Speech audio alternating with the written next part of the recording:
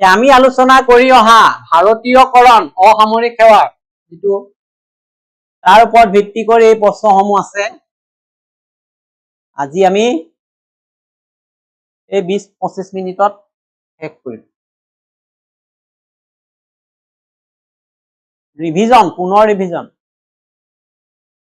East India কোম্পানীৰ শাসনকালত ভাৰতীয়সকলৰ লোকসেৱাত নিযুক্তিৰ ক্ষেত্ৰত কি বাধা আছিল? বাধা কি আছিলে আমি চাইছো। এই কোম্পানীৰ শাসনকালত লোকসেৱাৰ পদসমূহ কেৱল ইংৰাজসকলৰ বাবেহে সংৰক্ষিত কৰি ৰাখিছিলে। ভাৰতীয়সকলক আধুনিক প্ৰশাসনৰ বাবে যোগ্য বুলি গণ্য কৰাই নাছিল আৰু সেইকাৰণে কোম্পানীৰ নিয়ম অনুসৰি তেওঁলোকৰ সৈতে চুক্তিবদ্ধ হৈ থকা ইংৰাজ কৰ্মচাৰীৰ বাবেহে এই পদ সংৰক্ষিত কৰি থৈছিলে, ৰিজাৰ্ভ কৰি থৈছিলে।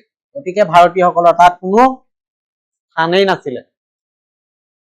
মনত থাকিবনে? কিয় ভাৰতীয়সকলে উচ্চ পদবী লাভ কৰাৰ পৰা বঞ্চিত হৈছিলে ইষ্ট ইণ্ডিয়া কোম্পানীৰ শাসনকালত?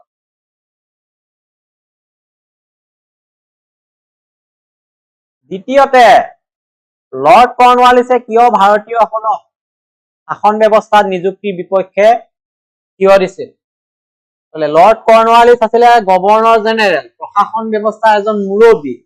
এই মুৰব্বীজনে যেতিয়া সিদ্ধান্ত ল'ব যে ভাৰতীয় লোকক কোনো কাৰণতে উচ্চ পদবী দিয়া নহব, তেতিয়াহ'লে আৰু এইটো ডাঙৰ অন্যায় কৰা হ'ব।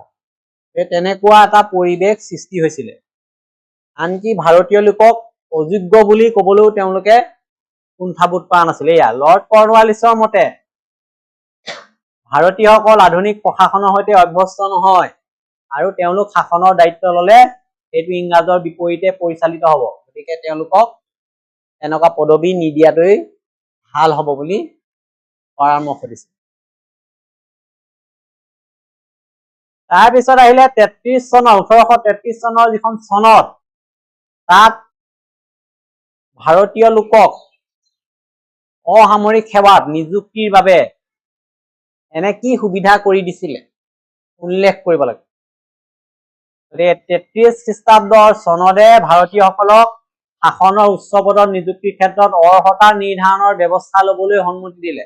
কৈছে যে যদি এনেকুৱা উপযুক্ত কোনোবা ভাৰতীয় লোক আছে সঁচাকৈ, আমি অৰ্হতা ঠিক কৰিব লাগিব যে কেনেকুৱা লোকে এই পদবী লাভ কৰিব, আৰু যদি এই অৰ্হতা অৰ্জন কৰে ভৱিষ্যতে ভাৰতীয় লোকে এনেকুৱা অসামৰিক সেৱাৰ উচ্চ পদত নিযুক্তিৰ সুবিধা পোৱাৰ ব্যৱস্থা কৰিব। এনেকুৱা ধৰণৰ এটা নিৰ্দেশনা দিয়াৰ চেষ্টা চলাইছিলে 1833 চনৰ এই আইনে। আৰু এই নিৰ্দেশনা দিয়াৰ পিছতো বহুতো কোম্পানীৰ ডাইৰেক্টৰ আছিল, তেওঁলোকে ইয়াক আকৌ বাধা দিছিল। শেষত আকৌ 1853 খ্ৰীষ্টাব্দত আন এক পৰিৱৰ্তন দেখা গল লোকসেৱাৰ ক্ষেত্ৰত। 53 খ্ৰীষ্টাব্দত কি পৰিৱৰ্তন আহিলে আমি চাওঁ। ইয়াত কৈছে যে এই চনতে প্ৰতিযোগিতামূলক পৰীক্ষা পাতিব, লোকসেৱা নিযুক্তি কৰাৰ ব্যৱস্থা কৰিব আৰু ভাৰতীয়সকলক এই পৰীক্ষাত অংশগ্ৰহণ লোৱাৰ অনুমতি দিছিল। অৰ্হতা নিৰ্ধাৰণৰ কথা কলে। অৰ্হতা নিৰ্ধাৰণ কেনেকে হ'ব? পৰীক্ষা পাতিব লাগিব। পৰীক্ষাৰ কাৰণে এটা লোকসেৱা আয়োগত বিশেষ ব্যৱস্থা কৰা হল যে সৰ্বভাৰতীয় এটা পৰীক্ষা হ'ব, আৰু যদি উপযুক্ত ভাৰতীয় লোক আছে এই পৰীক্ষাত অৱতীৰ্ণ হ'ব। যদি উত্তীৰ্ণ হয় তেতিয়া তেওঁলোকক নিয়োগৰ ব্যৱস্থা দিয়াৰ কথা 1853 খ্ৰীষ্টাব্দৰ এই আইনে কলে। এতিয়া সত্যেন্দ্ৰনাথ ঠাকুৰ এইজন প্ৰথম ভাৰতীয় আমি পাইছিলো যি নেকি এই পৰীক্ষাত উত্তীৰ্ণ হৈ উচ্চ পদবী লাভ কৰিছিলে। তেওঁ 1864 চনত প্ৰথম ভাৰতীয় হিচাপে ভাৰতীয় লোকসেৱাৰ ICS পদবীত নিযুক্তি লাভ কৰে সত্যেন্দ্ৰনাথ ঠাকুৰে। আৰু যিটো ঘটনা আছিল ভাৰতীয় ইতিহাসৰ আটাইতকৈ উল্লেখযোগ্য।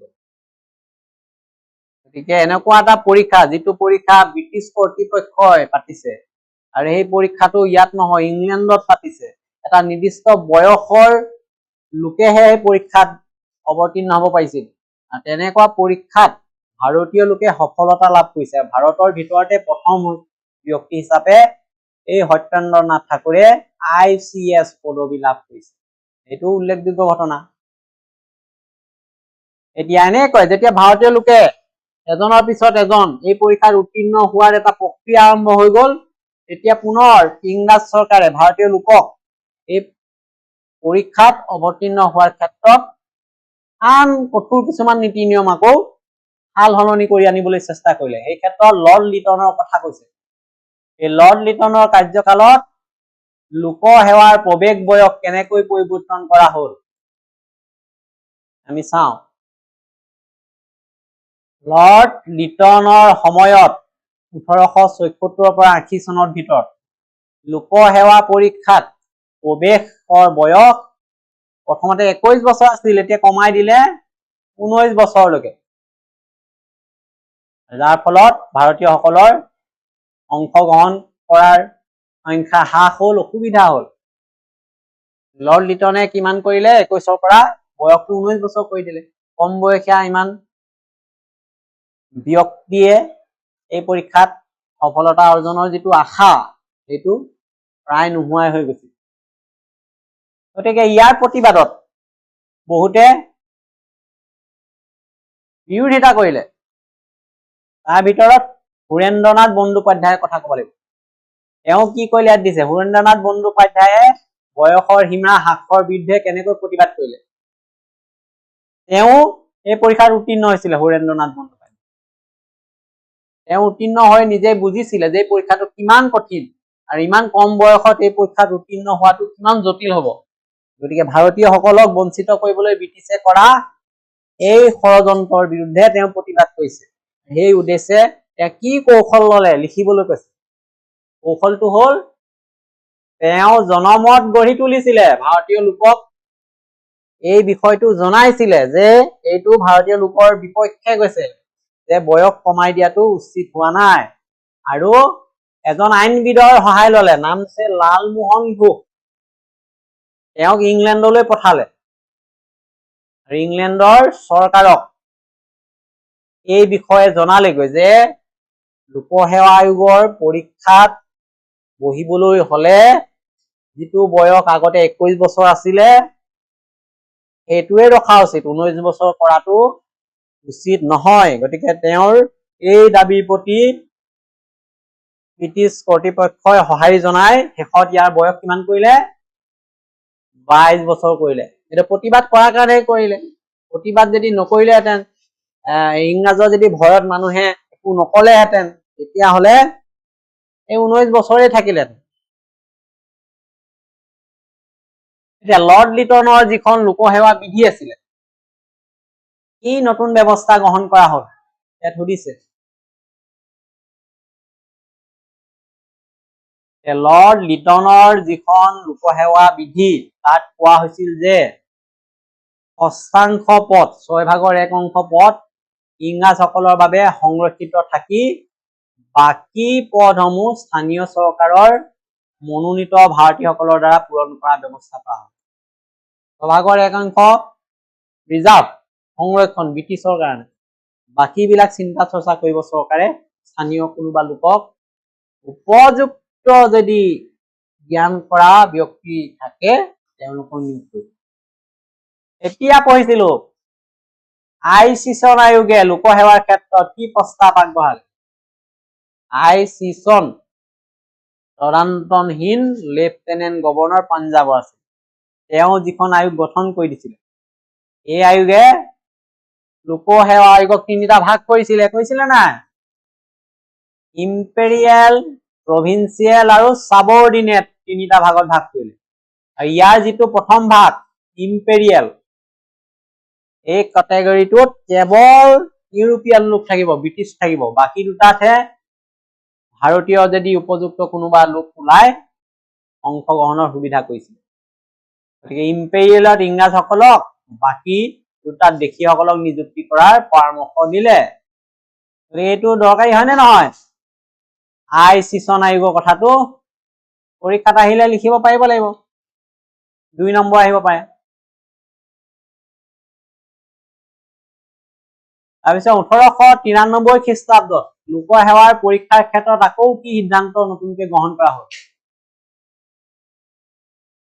এটা সিদ্ধান্ত গ্ৰহণ কৰা হৈছিলে যদিও কাৰ্যকৰী নহলে। সিদ্ধান্তটো আছিল যে লোকসেৱা আয়োগৰ যিটো পৰীক্ষা হব ইংলেণ্ডত হয় আগতে, যে ভাৰততো একে সময়তে পাতিব পাৰি নেকি, তেনেকুৱা এটা নীতি নিৰ্দেশনাৰ চিন্তা চৰ্চা কৰা হৈছিল আৰু নিৰ্দেশো ওলাইছিল, কিন্তু ইয়াক কাৰ্যকৰী কৰিব পৰা নাছিল। কেলে নাছিলে? বোৰ্ড অফ ডাইৰেক্টৰ সকলে ইয়াৰ বিৰোধিতা কৰিছিল যে এনেকুৱা সম্ভৱ নহয়, একে সময়তে ভাৰততো পাতিব, একে সময়তে ইংলেণ্ডতো পাতিব। আকৌ এতিয়া অলপ আগতে আছিলো মন্টেগু চেমস্ফৰ্ড প্ৰতিবেদনে লোকসেৱাৰ ক্ষেত্ৰত কি নীতি গ্ৰহণ কৰিছিলে? মন্টেগু চেমস্ফৰ্ড প্ৰতিবেদনে ইংলেণ্ড আৰু ভাৰতত একেলগে পৰীক্ষা অনুষ্ঠিত কৰাৰ আৰু ভাৰতীয় নিযুক্তি হাৰ বছৰি শতকৰা 1.5 ভাগলৈ বৃদ্ধি কৰাৰ কথা কৈছিল।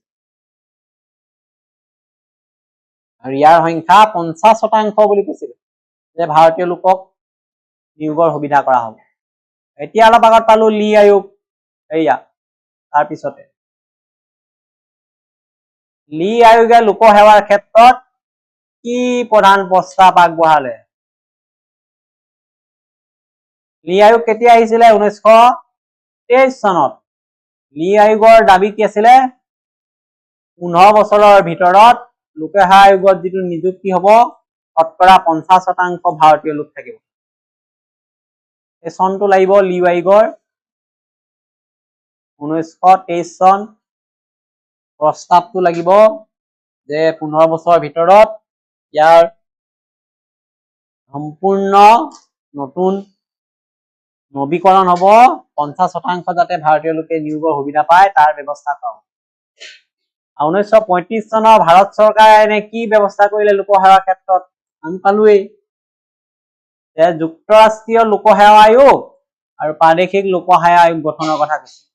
কেন্দ্ৰৰ কাৰণে যুক্তৰাষ্ট্ৰীয় লোকসেৱা আয়োগ, প্ৰদেশবিলাকত প্ৰাদেশিক লোকসেৱা আয়োগ গঠন কৰিব 35 চনৰ ভাৰত চৰকাৰ আইনৰ দিনত। আৰু ভাৰতীয় জাতীয় কংগ্ৰেছ কিয় লোকসেৱাৰ নতুন ব্যৱস্থাৰ প্ৰতি অসন্তুষ্ট আছিল?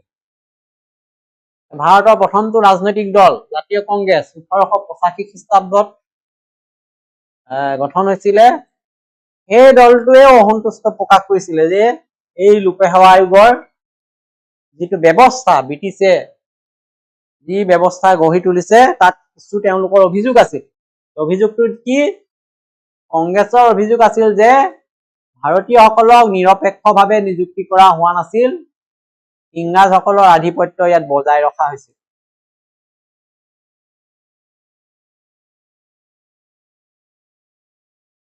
শেষত আহিলে আৰু এটা, ভাৰত স্বাধীন হোৱাৰ পিছত লোকসেৱা নিযুক্তিৰ ক্ষেত্ৰত কেনেকুৱা পৰিৱৰ্তন আহিলে? ভাৰত স্বাধীন হোৱাৰ পিছত সৰ্বভাৰতীয় লোকসেৱা আয়োগ গঠন হল, UPSC কেন্দ্ৰত, আৰু ৰাজ্যবিলাকত ৰাজ্যিক লোকসেৱা আয়োগ গঠন হল। আৰু এই আয়োগৰ যোগেদি সৰ্বভাৰতীয় মুকলি প্ৰতিযোগিতামূলক পৰীক্ষা পাতিলে আৰু ইয়াৰ দ্বাৰা নিযুক্তিৰ ব্যৱস্থা কৰা হৈছে। আৰু ভাৰতীয় লোকসেৱা আয়োগ ৰাজ্যিক লোকসেৱা আয়োগ গঠনৰ যোগেদি এইখিনি আমি আলোচনা কৰিলো। ইয়াৰ পৰা আমি কিছুমান প্ৰশ্ন উত্তৰ এখন পেপাৰ ৰেডি কৰিব পাৰিম। ওপৰত যিখিনি প্ৰশ্ন আমি আলোচনা কৰিম এইখিনি আমি ক্লাছ টেষ্ট পাতিলে এই পৰীক্ষা তেনেকে লিখিব পাৰিব লাগিব।